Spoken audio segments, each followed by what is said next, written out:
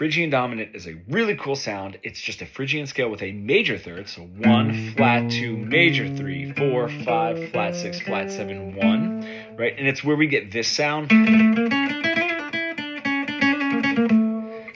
And how we can use it functionally is looking at it as the 5, the dominant function, into a harmonic minor, which means we have a dominant push to our tonic, which we don't get in natural minor. And we have that T-do, or that natural 7, to the root note of its resolving tonic, which is really important. That's where we get this tritone resolve. What's really cool is if I make this a flat 9 to give it that really Phrygian sound, that Phrygian dominant sound, I now have that tritone, but also of this A7 flat 9, the 5 and the flat 9 give me another tritone that resolve to the flat 3 and the 5 of my tonic chord. So if I play this A7 flat 9, I have 2 tritones resolving into the tonic chord.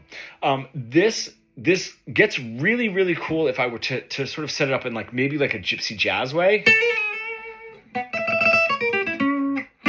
Right, that little rundown, this is just a chromatic, right? So if I'm in D minor, I'm on the A, I'm on that Phrygian dominant, but I'm going to go a chromatic down to the natural 7. So, and then I'm going to run down the A7 flat 9, but I'm never going to touch the A, the root note of that chord. Ending on the 7 and then bringing me back up to the root note. Another way to look at that is if I set this A7 flat 9 up without touching the root note, which is a really cool way to do an arpeggio. Do an arpeggio with actually hitting that root, is if I start on either the 3 of the A7 or the flat 7 of the A7 flat 9, and I just set it up in walking up minor thirds,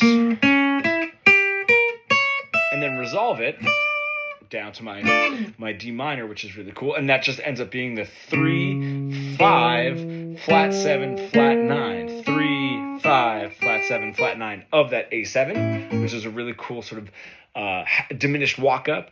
And then if I were to do that, however I wanted, that can bring me up into resolving it to my relative major, because that function, that 5 to flat 9, can resolve back into an F instead of the D minor.